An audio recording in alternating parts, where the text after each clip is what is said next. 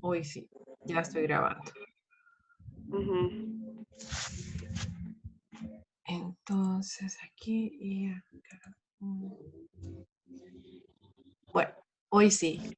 Entonces, cualquier cosa, si no veo o no oye, me avisa, ¿oyó María? Ya está bien, Lick. Gracias.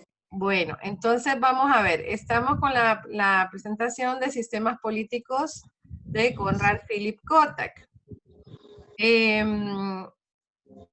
Aquí vamos a tener varios temas clave.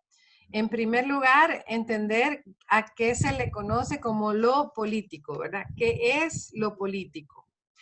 Entonces, por un lado, tenemos que pensar que la política, cuando estudiamos ciencias políticas, se va a diferenciar de cuando la antropología estudia lo político, precisamente por igual que todos los demás temas de la antropología, que es el hecho de que la antropología es comparativa, ¿verdad? O sea, que va a comparar distintas culturas, distintas sociedades en relación a cómo manejan eso que llamamos lo político, ¿verdad?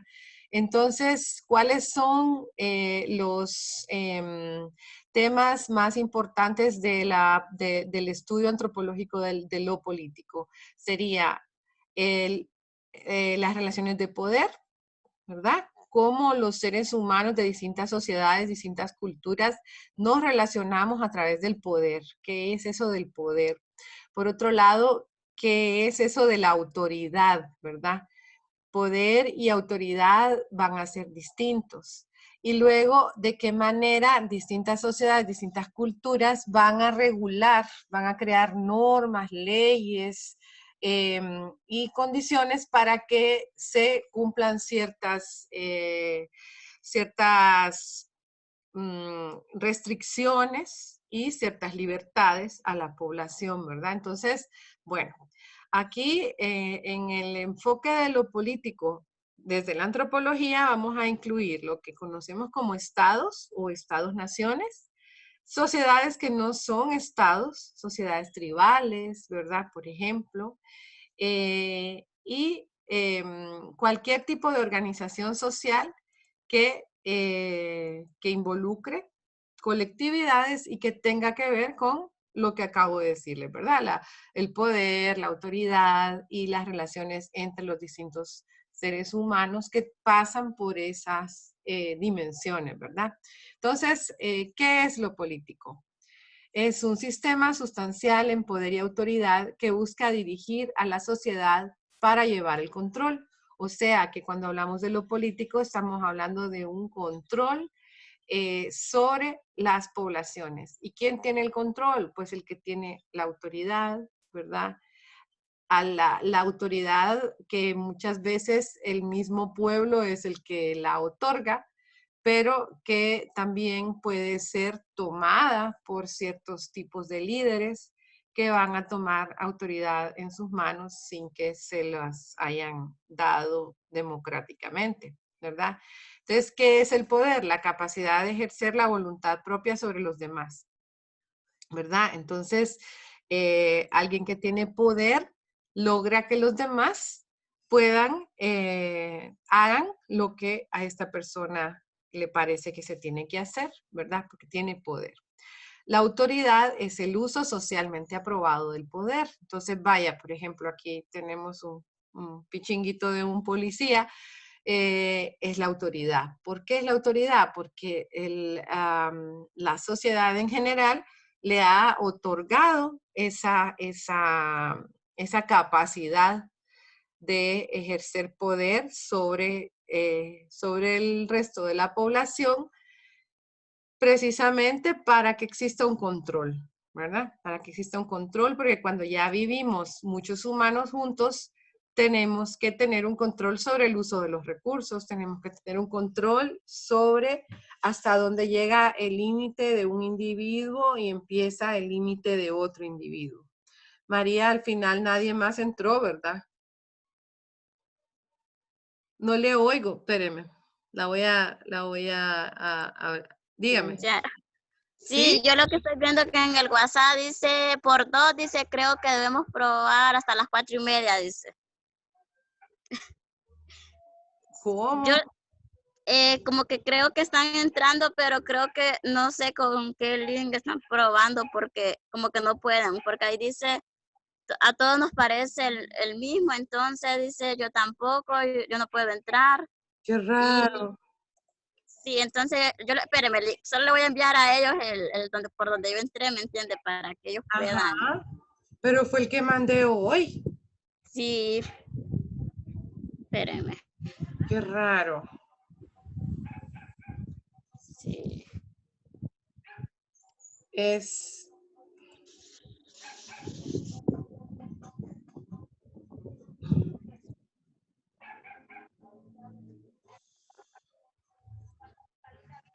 está raro esto. Es que creo, yo siento que casi nadie entra al correo, bueno, al campo virtual, siento, porque siempre dicen, mándenlo por aquí y cosas así, ¿me entienden? Entonces, Ahí lo puse, será, Miguel María, el link de la reunión. sí, Ese es el que sí, se metió usted. sí, bueno, incluso sí, yo me metí a ese y también vi que después estaba también, ya lo tenía en el WhatsApp, ya lo habían enviado. Ujú. Bueno, ya empezaron a entrar. Sí, entonces yo ahorita lo envié ya. Gracias. No, no hay Ok, problema. entonces vamos a volver a compartir. Bueno, entonces hablábamos del poder y de lo político.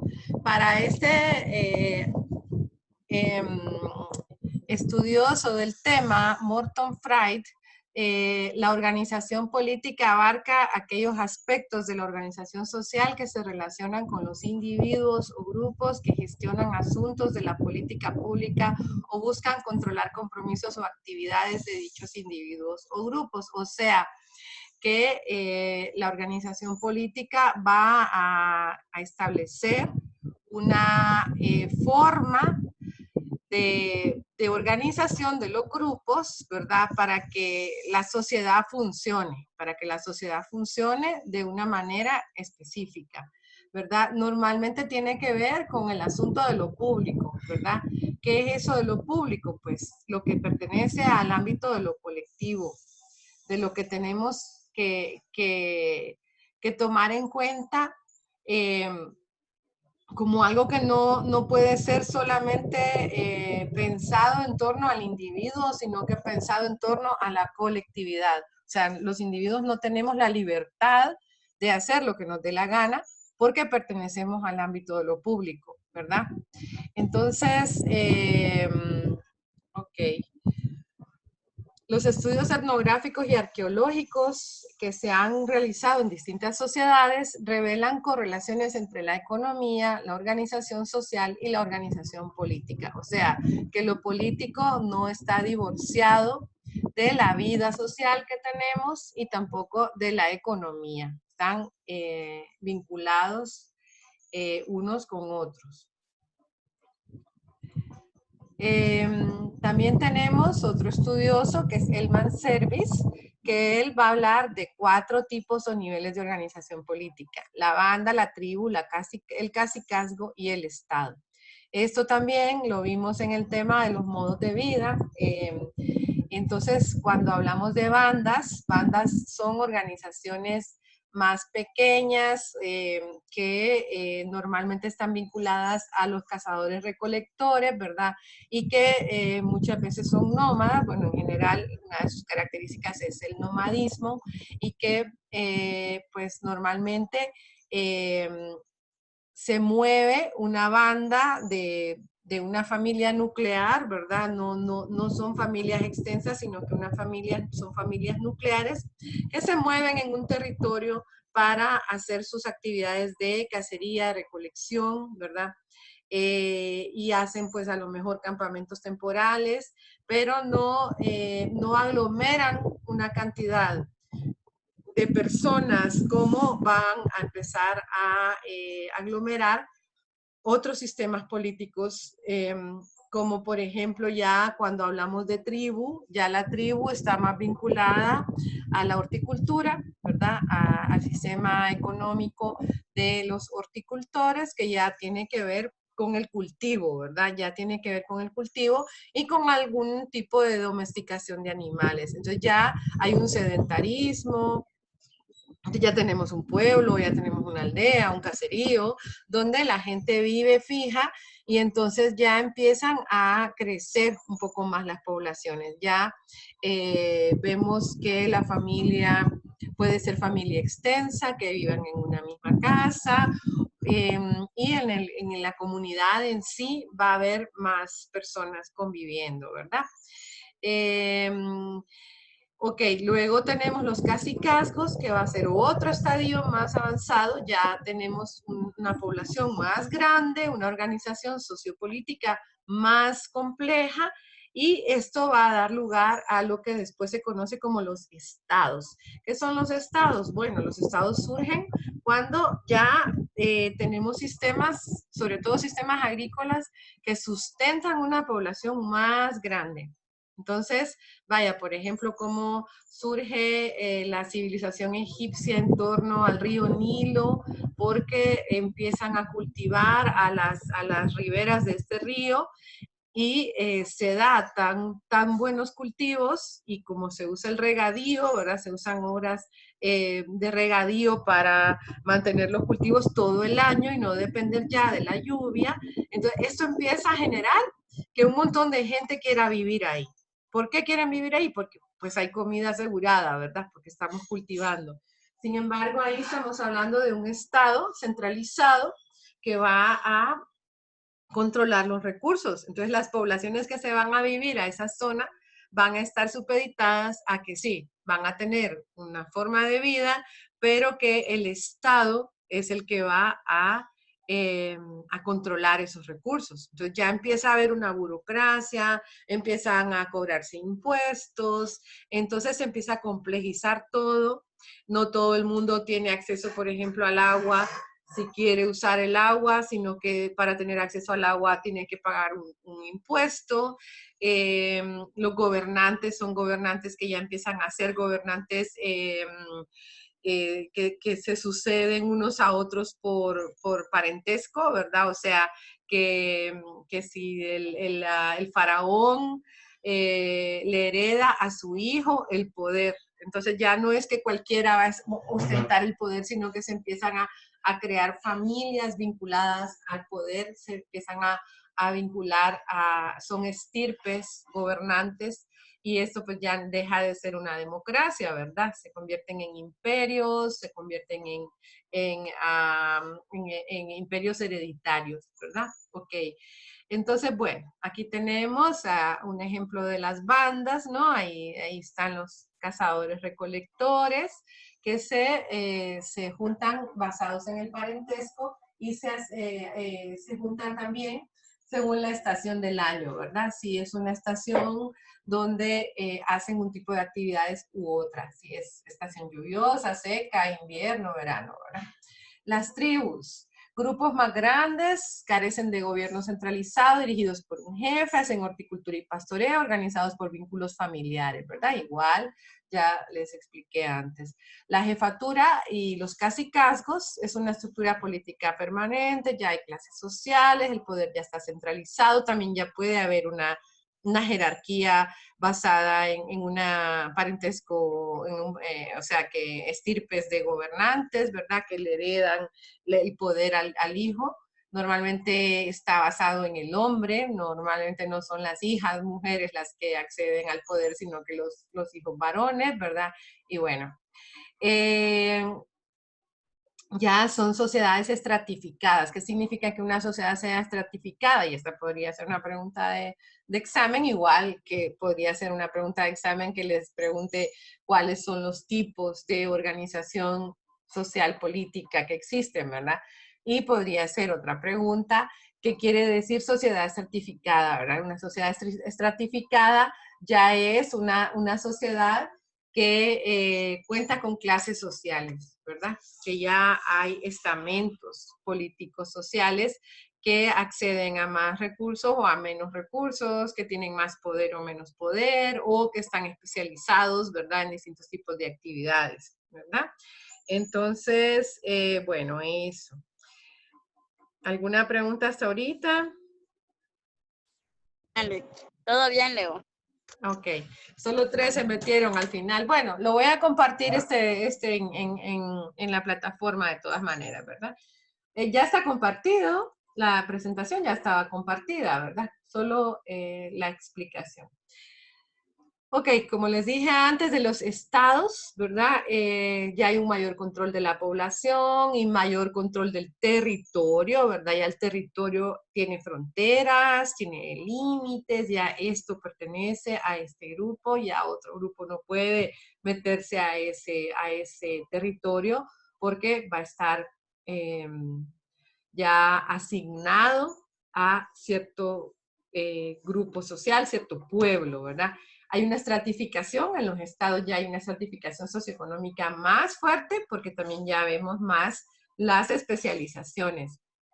O sea, ya tenemos gremios, por ejemplo, los gremios, bueno, ya les hablé de la burocracia que surge también con los estados, pero también tenemos, surge la milicia, los militares, ¿verdad? Un aparato represor, controlador del orden y represor al mismo tiempo y también defensor de esos límites del Estado, ¿no? Los ejércitos, la policía, ¿verdad? Esto pertenece, son instrumentos del Estado. Ok, hay una centralización del poder bueno, ya todo eso se lo dije. ¿Cómo surgen los estados? Bueno, en general se dice que las grandes jefaturas, los cacicazgos van a evolucionar hacia estados, ¿verdad? Ya el Estado es una forma de sociedad políticamente centralizada, las élites gobernantes obligan a las poblaciones subordinadas a pagar impuestos, prestar servicios y obedecer las leyes. Vemos que de qué manera, por qué algunas jefaturas sí se constituyen en estados y otras no. ¿Por qué algunas sociedades sí evolucionaron hacia crearse estados y otras no? Bueno, porque hay un incremento de la población, lo que les decía antes, se dan las condiciones para que crezca la población. Entonces hay una mayor densidad poblacional. Y por otro lado, lo que ha generado normalmente el surgimiento de estados ha sido la agricultura intensiva, o sea, la agricultura ya más comercializada o más controlada por el Estado, que tiene fines que van más allá del ámbito familiar, ¿verdad? Del ámbito de la familia nuclear. La agricultura intensiva, que normalmente tiene que ver con la producción más generalizada de cereales. Entonces el arroz, el trigo, la cebada y el maíz han sido como los cereales más importantes que han surgido en distintas sociedades humanas, ¿verdad? De esos cereales se conserva excedente, o sea, no es que todo lo que produzco en la milpa, por decirles un ejemplo, aquí con el maíz, me lo como, o se lo come la familia, ¿verdad? O todo lo que producimos lo guardamos y lo tenemos ahí para usarlo solo nosotros, la familia. No, en una agricultura intensiva hay excedentes, o sea, sobra producto. No es para consumo, es para, pues puede ser para intercambio con otras sociedades, a lo mejor, yo que sé, una sociedad intercambia trigo por, yo que sé, algún tipo de recurso animal o por permitir que esta otra sociedad vaya a pescar a las aguas de la otra sociedad, yo qué sé.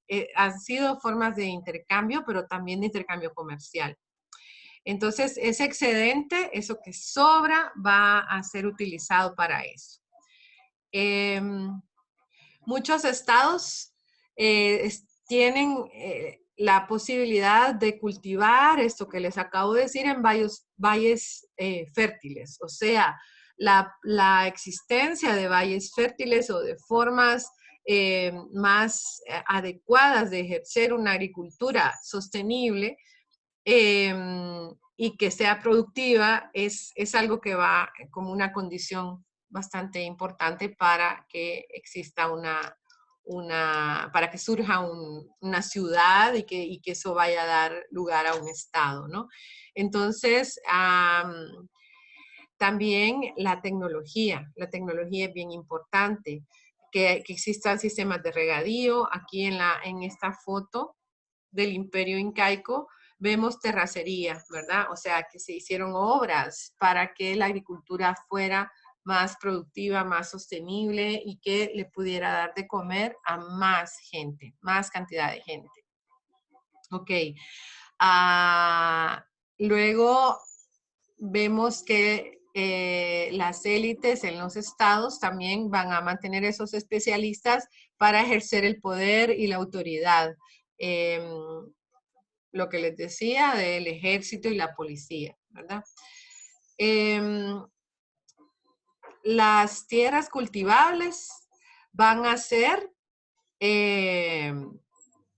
controladas también por el Estado. O sea que no todo el mundo va a tener derecho y va a tener la posibilidad de usar las tierras que les dé la gana. De hecho, ¿quiénes van a tener las mejores tierras? Pues las clases dominantes. Al final, la repartición ya no va a ser así como igualitaria, sino que los que tienen más poder, los que tienen mayor capacidad, mayor acceso a la autoridad y al poder, van a empezar a utilizar los recursos más atractivos, los recursos mejores para ellos y para su familia. Entonces, bueno, ¿qué más?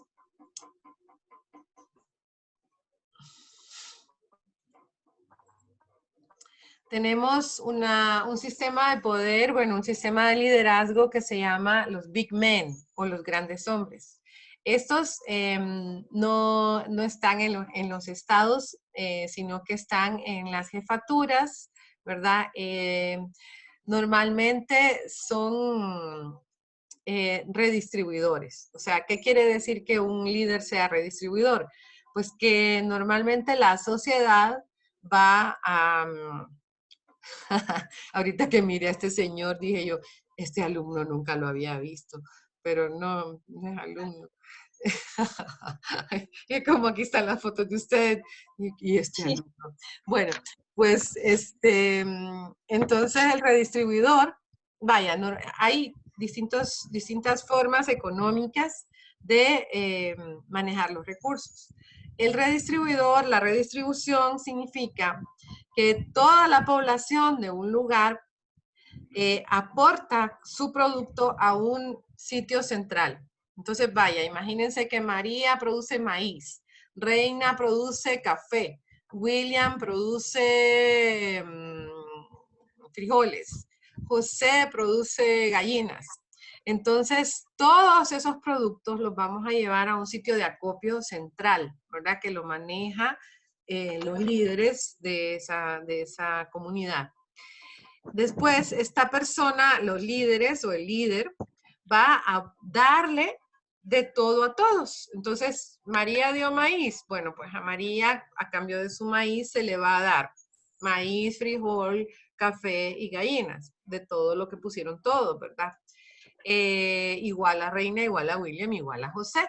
O sea que no, María, si solo produce maíz, solo tendría maíz, pero de esta forma ella aporta su maíz, pero recibe a cambio una variedad de otros productos.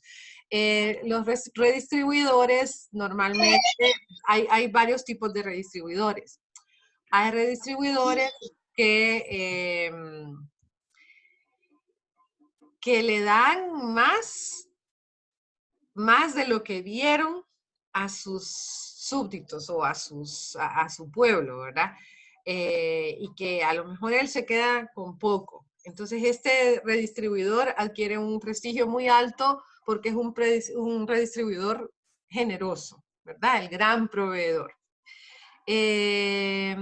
También este proveedor no tiene un poder que lo lleve a coaccionar a otros para que cumplan sus órdenes. O sea, no eleva su nivel de vida por encima de los demás, no acumula tierras. Es un líder prestigioso porque tiene la confianza de la población, ¿verdad?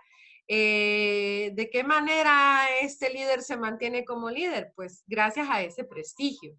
O sea, ese líder es regalón, es un líder regalón. La gente lo quiere porque es regalón. Entonces, mientras mantenga ese prestigio, el líder seguirá siendo líder, ese gran hombre. Si no mantiene el prestigio, puede ser que la población lo quite y sencillamente le diga, no, mira, ya no confiamos en ti y vamos a poner a otra persona, ¿verdad? Ok, hay otros big man que no son tan generosos, que empiezan a conservar algunos recursos para ellos. Vaya, del ejemplo que les puse antes, que María dio maíz, Reina dio frijol, Alma dio trigo y William dio café. Pues a lo mejor si el gran hombre no es un redistribuidor generoso, sino que es un redistribuidor egocéntrico, lo que va a hacer es que de todos los recursos que todos dieron, él se va a guardar una buena parte y va a redistribuir menos, ¿ok? Entonces, ¿qué pasa? Este empieza a acumular más recursos que los demás y esto le va dando más poder y va acumulando poder. Con lo cual, este big man puede llegar a convertirse en un líder de un Estado que no sea ya tan democrático, que ya empiece a querer conservar el poder para su familia, que ya sea hereditario, entonces ya empieza a cambiar el sistema, ¿verdad? Ok. ¿Alguna pregunta hasta ahí? ¿No? Ok, entonces, vamos a ver qué más. Tenemos la rivalidad entre caudillos que puede conducir a una organización política mayor también. O sea, se supone que las guerras y las actividades bélicas han fortalecido a ciertos estados, mientras que han debilitado a otros, o unos se tragan a otros, unas sociedades terminan por incorporar a otras y se hacen más fuertes, pero causan la destrucción de otra sociedad, ¿verdad?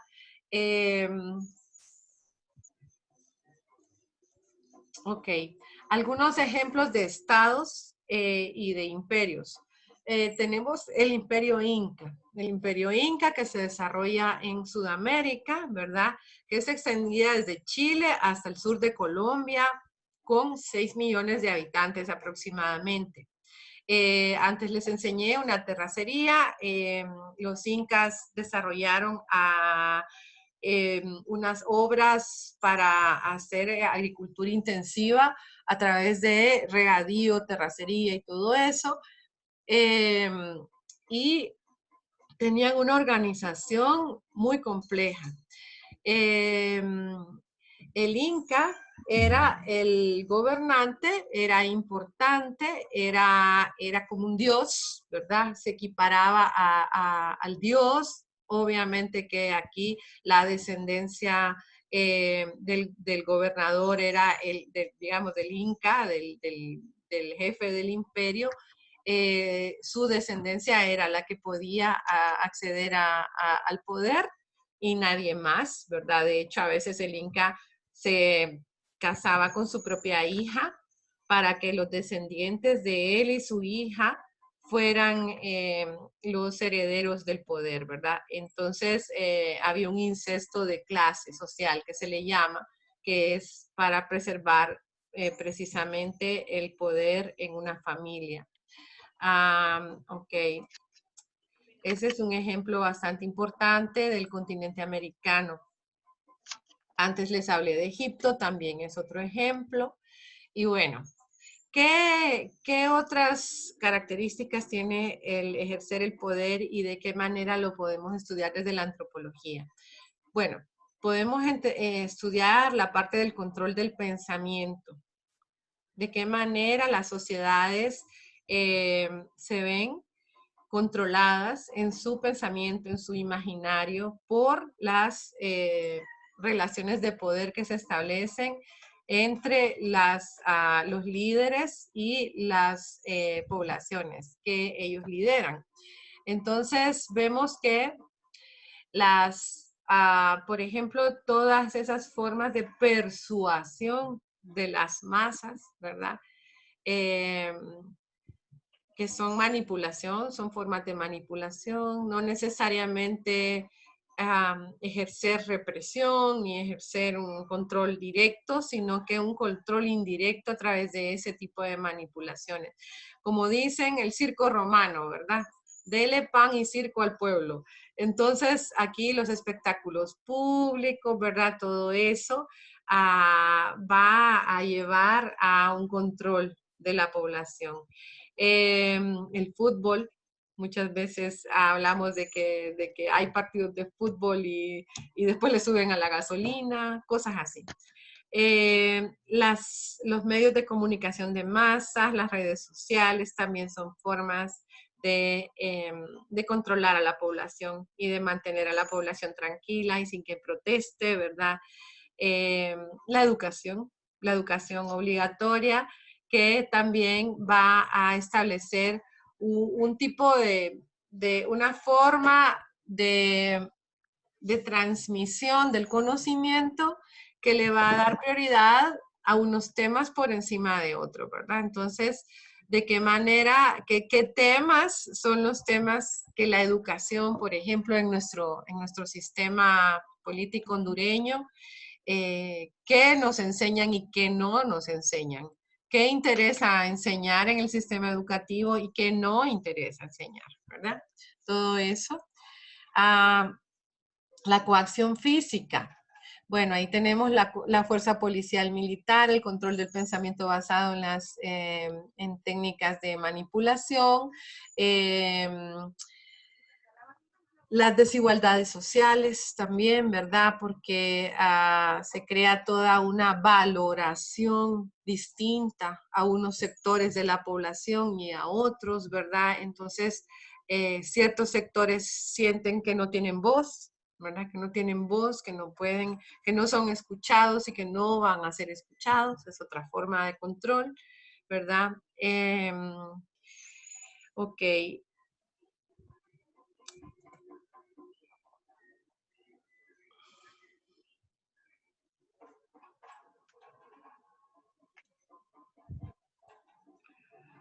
Ok, por ejemplo, las bandas y las aldeas preestatales, las aldeas que son anteriores a la existencia de los estados, ya vimos que todavía hasta el mundo actual existían poblaciones que todavía estaban organizadas en bandas y en formas étnicas, digamos, en comunidades étnicas, pero esto ha llevado al genocidio, ¿verdad? Que es el exterminio de poblaciones enteras, etnocidio y exterminio sistemático de culturas.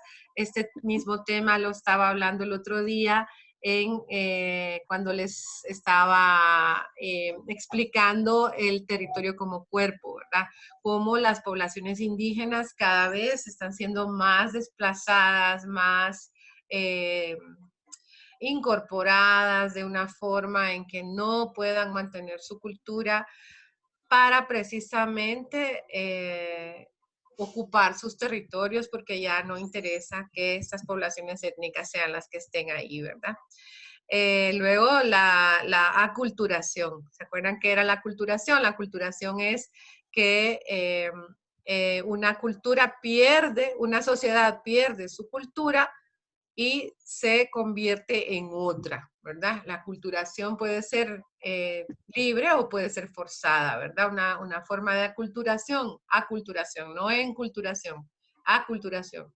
Pregunta de examen. Diga. Lick, yo sé que es una pregunta de examen, pero ahí hay una pregunta que hace la compañera sobre el chico que se puso a bailar en TikTok. Es una pregunta, no sé si tiene que ver con el tema, pero sería bueno que usted nos diera su punto de vista. No sé si la revise en el chat. Ok, es que para meterme al chat tengo que dejar de compartir y después me va a costar volver a entrar y creo que no queda mucho tiempo. Mejor dígamelo, que eso fue lo que preguntaron. Dice ella dice, ¿cómo se dice verdad que el militar que le dieron baja por bailar el TikTok se dice de que todo es para tener distraído al pueblo, mientras el gobierno está robando la ayuda que se le da al país por pandemia? ¿Qué opina usted acerca de eso? Sí, claro, puede ser. O sea, no podemos tener la certeza de que sea así o no, pero podría ser una forma. Pero no sé si, vaya, yo qué sé, ahí estaríamos como un poco pensando que realmente eh, todo fue un montaje. Pues no sé si se les ocurriría, eso es lo único que me parece raro, ¿verdad?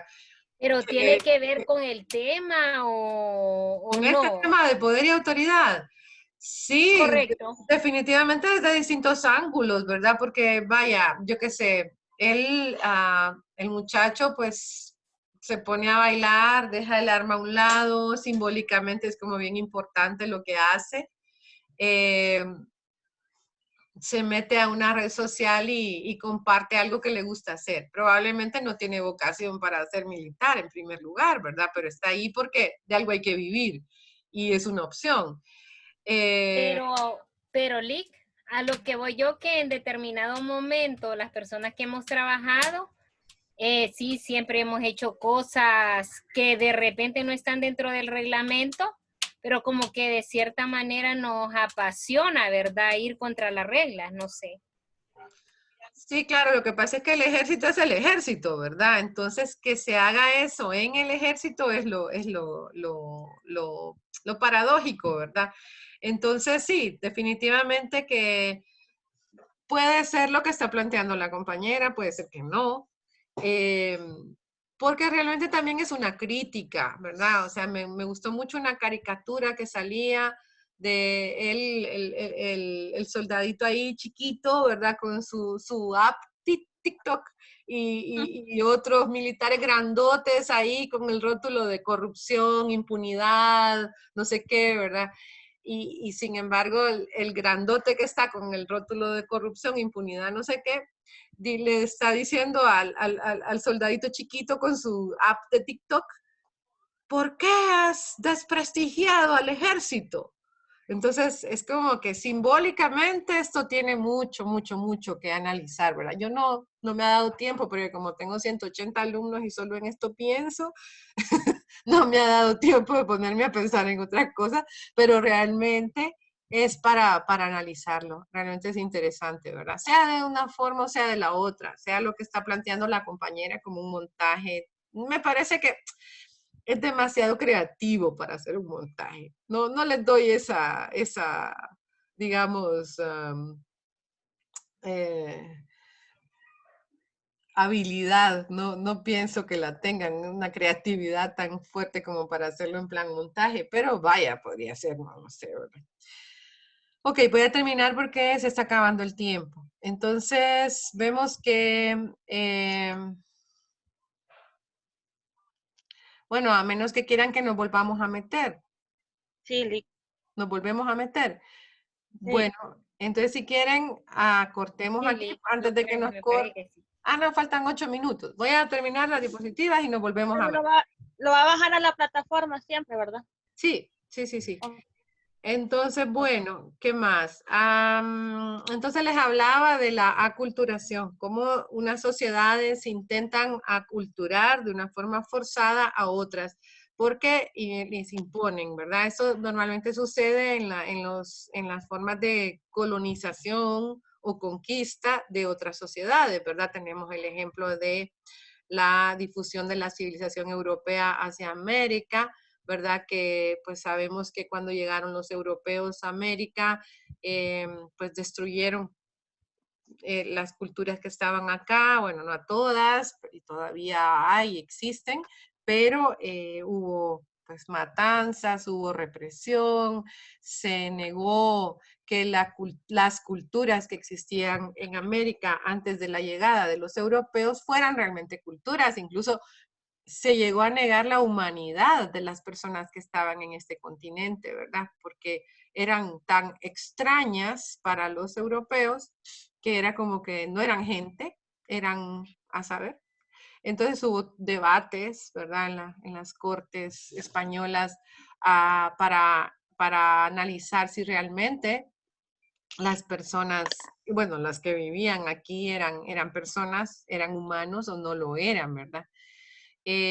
Ok, y bueno, todo esto en función, por un lado, definitivamente por el abuso y el uso de los recursos que existían en estas tierras y utilizando la religión para manipular, ¿verdad? O sea, la religión como justificante pues de muertes y de matanzas, etcétera. Ok, entonces, bueno, también las enfermedades, ¿verdad? Aquí en América no había, bueno, en lo que se llamó América después, no había anticuerpos para ciertas enfermedades como la viruela, sarampión, resfriados, y esto pues mató a muchísima población nativa. Entonces, incluso en Estados Unidos, en la conquista de Estados Unidos, se habla más de que los colonos, los nuevos, los que venían de Europa, le mandaban mantas infectadas con sarampión o con gripe a los indígenas para que todos se murieran de esa enfermedad y después la población europea ocupar las tierras de los indígenas que se habían muerto. O sea, que realmente ya era una guerra bacteriológica, ¿verdad? O sea, no es algo nuevo que pensamos que hasta ahora es que hacemos esas cosas, ¿verdad? Ok, la esclavitud. Los humanos hemos esclavizado a otros humanos y eso también es el abuso del poder, ¿verdad? Aquí estamos hablando de lo político, estamos hablando del poder. ¿Qué más?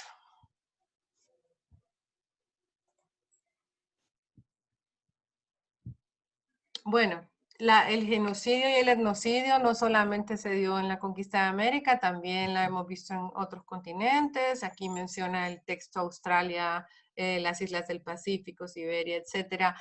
Vimos la Alemania nazi, ¿verdad? Todo lo que pasó en la Alemania nazi contra los judíos, eso fue un genocidio.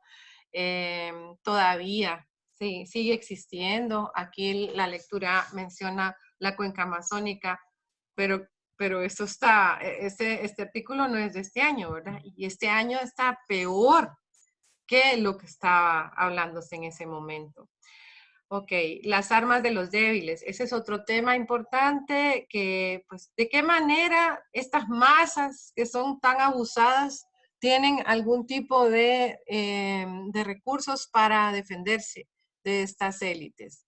Bueno, James Scott ocupa el término transcripción pública para describir las interacciones públicas abiertas entre superordinados y subordinados, la capa externa de las relaciones de poder, y usa el término transcripción oculta para describir la crítica del poder que se presenta tras bambalinas, donde los detentadores del poder no pueden verla.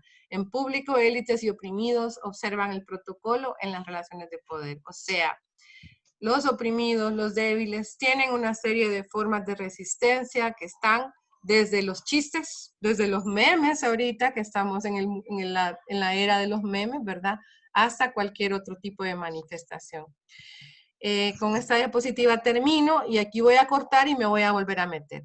Con frecuencia, situaciones que parecen ser hegemónicas presentan resistencia activa, pero es individual y disfrazada más que colectiva y desafiante, lo cual no quita que la resistencia también sea colectiva. Pero a veces la resistencia colectiva esconde montajes, como lo que estamos diciendo, ¿verdad? James Scott realizó trabajo de campo entre campesinos malayos y observó actos de resistencia a pequeña escala, a lo que llamó armas de los débiles. Ok, entonces aquí terminamos la presentación de Kotak. Como se va a acabar ahorita, la voy a terminar para volverme a meter, ¿verdad? Y que hagamos un debate.